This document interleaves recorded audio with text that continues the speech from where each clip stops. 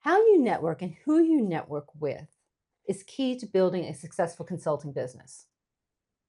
So, when today's guest, and I'll introduce her shortly, approached me and suggested that a great consulting insight would be how do you go about building a supportive network, particularly when you're moving from the corporate world to the consulting world? Guess what? I jumped on it.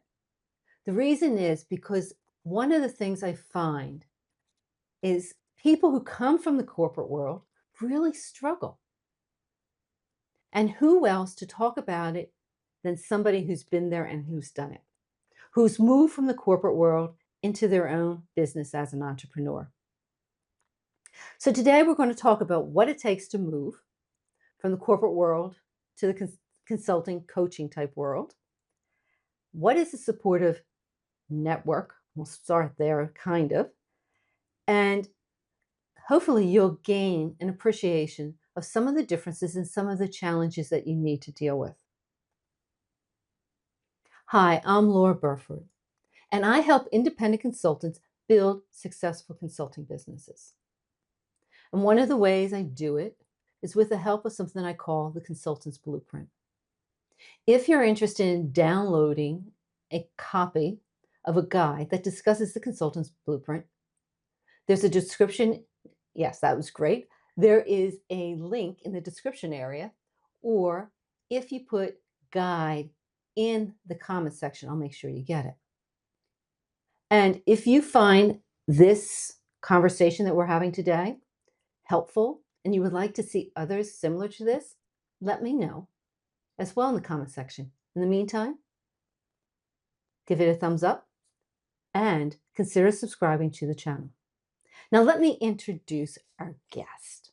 This is Charlotte Anderson, and I met Charlotte, about 9 years ago, shortly after she started her own coaching and consulting business. Charlotte is a certified coach and senior leader with more than 35 years of experience in the banking industry. Over the course of her career, she has held several executive roles and became known for her ability to get results by focusing on people, strategy, and culture. After decades of success in the corporate world, Charlotte decided to go out on her own, and this was a very intentional choice. She stepped away from her executive position and started her own coaching and consulting business. Today, she works with executives, rising talent, and next generation leaders, helping them navigate challenges, grow their confidence, and unlock their full potential. Her clients describe her as grounded, insightful, and practical. Someone who helps see opportunities that they might have missed and challenges that they're dealing with. And who better than somebody who has dealt with figuring out how to network in a new environment than Charlotte. Charlotte, let me turn this over to you and let me ask you first, have I missed anything? Thank you, Laura, for hosting me today and the opportunity to talk about this topic. You've not missed anything in talking about how I got started, but I would like this opportunity to share with others because I am all about learning from others, being practical, being grounded, and this is a way that I can help others to maybe not fall into some of the traps that I fell into or have a better understanding of what's going to be involved when you start your own consulting and coaching business. Okay, great. Well, why don't we start with this question? Why did you suggest this topic to me? Because I really do think it's a great topic. Why did you suggest discussing supportive networking? Okay. I suggested it because I actually took for granted and did not realize what I had in a corporate environment. And probably most people don't. My entire career was spent in the banking industry in a very structured environment, heavily regulated. And I had a lot of contacts, I had a lot of networks. What I didn't realize is how those came to be. I didn't have to really build those because the corporate environment creates a structure to help you do that with, your peers you work with industry conferences, with vendors you work with. So it kind of just came naturally and you built relationships. And when I decided to leave that environment and go out on my own, Yes, I had a lot of relationships and knew a lot of people in a lot of different industries, but I didn't have that network around me anymore that I could go talk to someone, bounce something off of, brainstorm ideas. And I was like, wow, I've got to rebuild this. And that's why I feel like this is such an important topic to talk about. Okay. Why don't we could you so we're all on the same page. Can you explain what you mean by a support or supporting network? Okay. So, supporting network is that group of people that surround you to help you create your success. And that's made up of obviously two different components. Your professional component that you're going to need in a consulting world is what I call the business side, the professional side. You're going to need an attorney, you're going to need an accountant, you might need some administrative support depending on how you handle certain aspects of your business, scheduling, bookkeeping, that type of stuff. But then the really big piece that you have to be really intentional about is that group of people that surrounds you and supports you. They are people you trust. They are people that are allies, that they are advocates for you. They are people that will celebrate when you have success, and they are people that you can talk to when you're not having success and kind of keep that sanity check because you're moving from a corporate environment with a lot of resources and people to a solo environment of just you. And while we can all talk to our favorite pets or whatever we choose, that just doesn't get the job done when it starts coming to let's have some give and take conversation and let's work through some topics and think about some things. Yeah, and pets are great to hug when you've had a bad day, but they don't That's help you right. think things through, do they? That's exactly right. Thanks, Charlotte, for that explanation as to what is a supportive network. Let's continue with our conversation. And as I said, you and I have known one another for 9 years now. Yeah. So I do know when we first spoke, one of the challenges you were dealing with was, um, hey, I thought I had all these great connections Mhm. because I know so many people, but they're not the right people now for my business. And that was a challenge. I know it was a challenge for you, and I've seen it with other people as well. Um,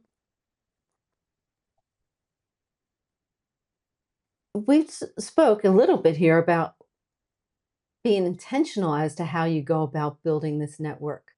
What would you tell somebody who came to you with the same comment I just made to you about, hey, when you first approached me, you were sitting back saying, I have all these contacts, but they're not my ideal client. They're not the right people to connect me with my ideal client. How would you talk to somebody or explain to somebody what they should do to go about building this network? Okay. Very good question, Lauren. That's something we definitely want to talk about.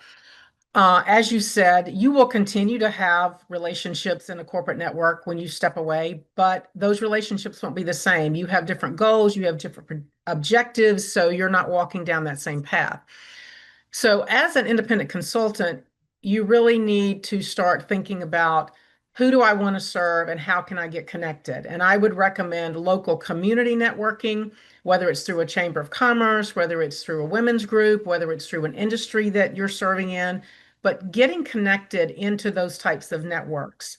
And then as you get into that network, I would also encourage you to be very intentional about how you work in those networks. Yes, you'll start in the beginning and you'll go to some meetings and you will meet people, but then you really need to start to build those authentic relationships, to build your circle of influence and who your supportive network is going to be. And to do that, you really have to spend some time thinking about who am I going to talk to when I go to this breakfast or this lunch or this networking event? Who am I going to focus on that I want to spend some time with and get to know? And spending time with and getting to know people is about being curious. It's about being a good listener. And it's about learning about them before you start telling them about you. It's about building those relationships. And that takes a lot of intentionality and it takes a lot of focus. But if you start and you approach it with that, then you will get the benefit of starting to build those authentic relationships and can start to surround yourself with people similar that you had in your corporate network, but it will be one that can help you grow in your professional independent network. Okay. So this ties back to the comment that I make quite frequently. Consulting is a relationship business, and it's Mhm. not about you, it is about them. So when you're getting out there and meeting with people, you want to listen to them, hear what they have to say before you even go down the path about talking about you. Am I Exactly right. You're right? exactly right. And we've all heard this phrase, but people do business with people. And they've got to know you, they've got to like you, and they've got to trust you. Number one, before they will do business with you. And number two, before they'll be an advocate and refer you to other people. Right. They got to get to know you. They do. And that's talking one on one, Exactly. meeting with them. Okay. Mhm. Exactly. Okay. If somebody was coming to you and asked you, and we might have already hit upon this, what you found to be the most challenging aspects of building this network, what would you say to them? Okay. Let me start by sharing something that became the most challenging part of me stepping away from a corporate environment that I did not expect, and it kind of dovetails into this. Go for it. Um, it took me a long time, almost 5 years, to fully accept and embrace the fact that I was not in a corporate environment anymore. And that when I was creating my business and working with my clients, the results and expectations that I needed to deliver and set were defined by me and the client, not by this big corporate infrastructure that may have looked totally different. And that took me a long time to get comfortable in, but after about 5 years, I finally got it. And when I finally got it and it really clicked, that then really did start to help build my network even more because I was subscribing more to being my authentic self of who I am, who my ideal client is, and who I want to serve and how I want to serve them. So that was the unexpected challenge that I had that I did not expect. Now, moving on to um, finding the people and building your corporate or your independent network, I have a slide that I had shared with you called the 5 circles of influence. Let's put that up and talk about Sure. that a little bit, who those people are. Okay, hold on a second here.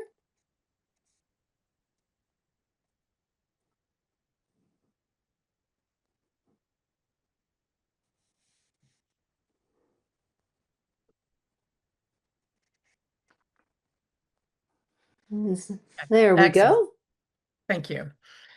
So I call this the 5 circles of influence. And obviously, it is a bullseye, it's a target. You are in the center. And who are the people that you need to surround yourself with?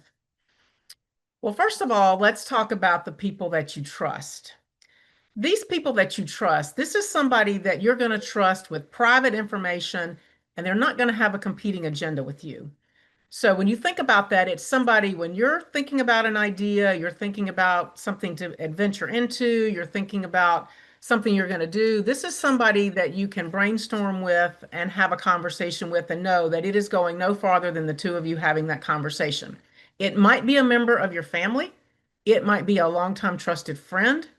It might be an accountability partner that you have with somebody. It might be a coach. Can be anybody that kind of falls into those guidelines of somebody that you trust and know is going to give you honest feedback and is also going to keep what you're talking about confidential and they're not going to judge you for it. The next aspect of your circle of influence are people who are your allies. And these are people who have some mutual benefit, even though you don't trust them with information. You're willing to share information and talk with them about different things. As you build your network, this might be somebody that you meet within a chamber of commerce. It might be some of your networking contacts or peers. It could potentially even be your accountant or your attorney, because I have had, they are obviously advocates of mine, they're allies of mine, and they've referred business to me through my relationship with them. So it could be somebody that is more on that, what I call the servicing professional side of your network that you're going to need as well. Then you've got the people that you work with, the people that you collaborate with. These are the people that you work with officially or unofficially.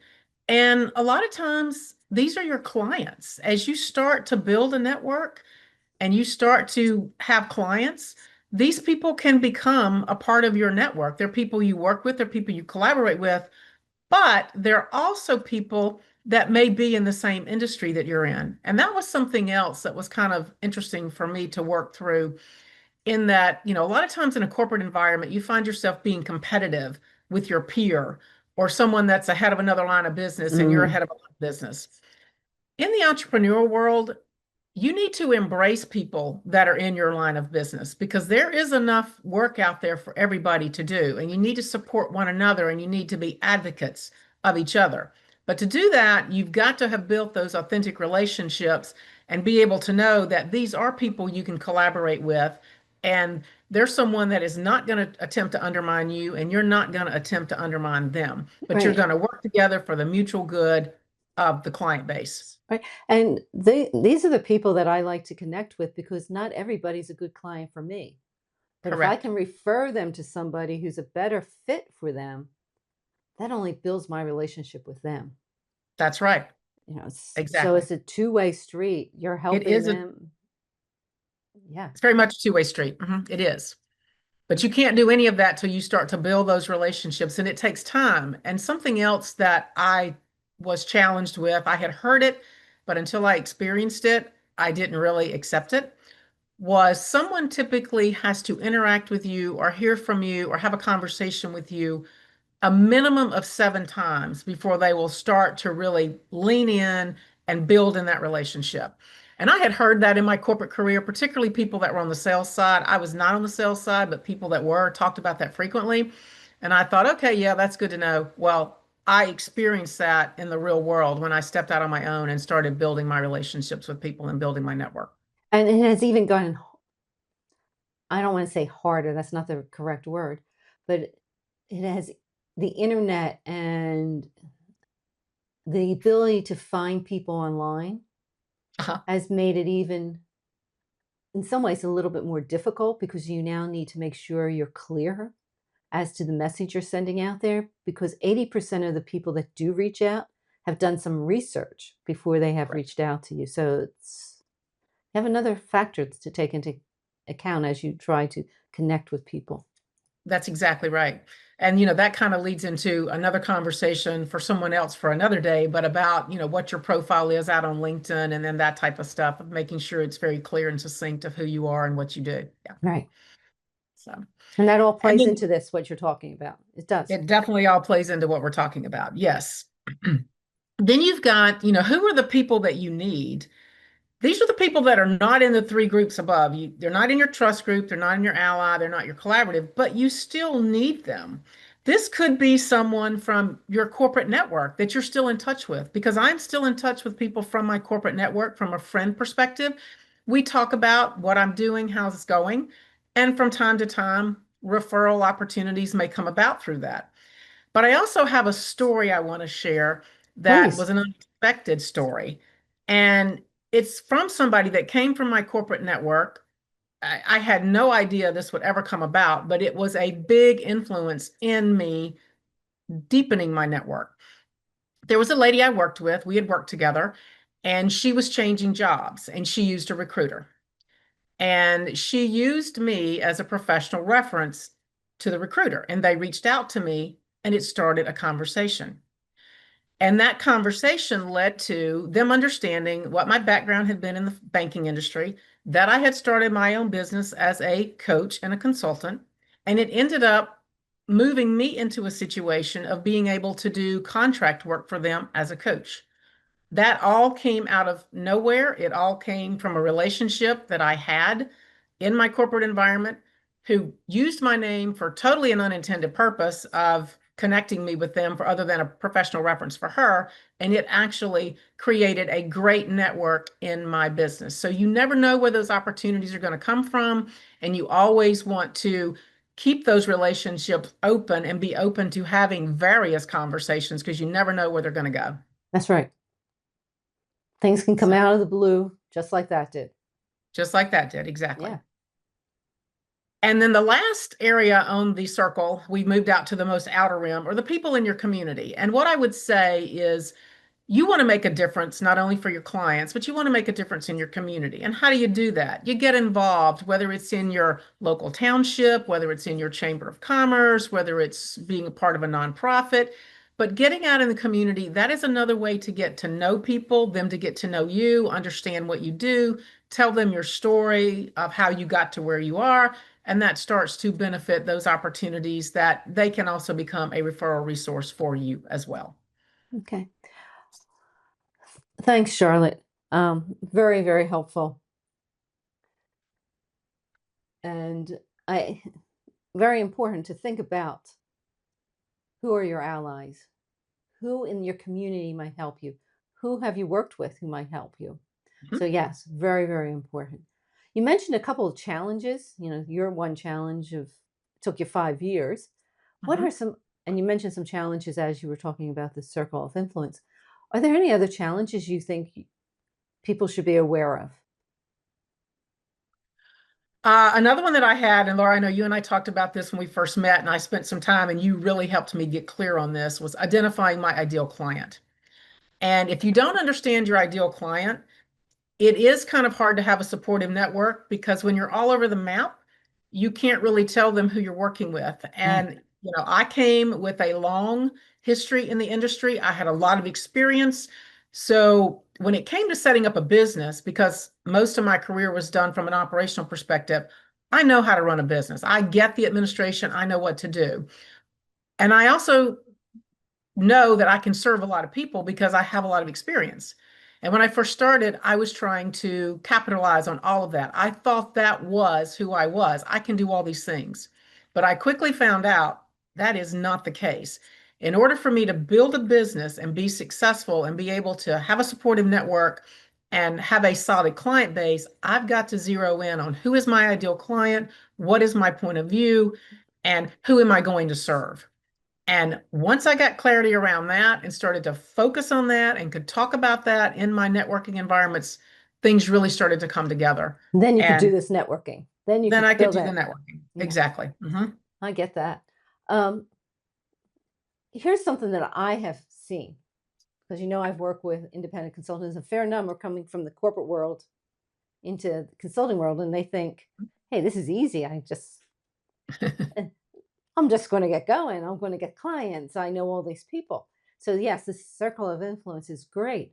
But one of the things I have found is, and you mentioned this as a challenge earlier, people want to talk about themselves before they want to talk about the other person and get to know the person first, but they're scared to do this. Mhm.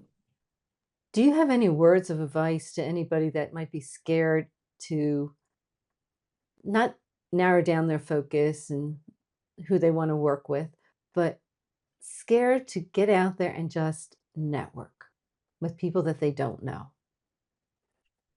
I can offer some insight on that. I'm a pretty outgoing person, so that part didn't necessarily come as great a challenge for me.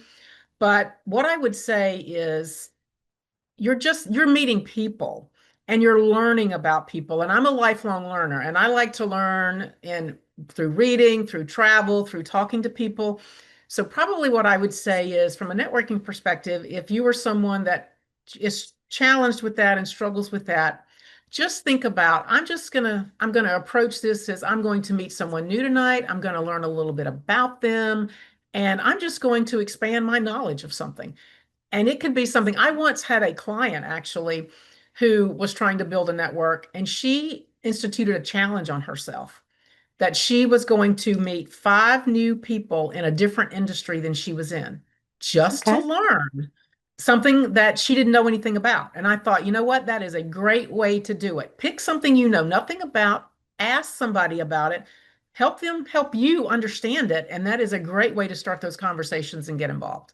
It is a great way because all you have to say is, "Hey, I'm interested in knowing more about what you do What you or do. about this industry.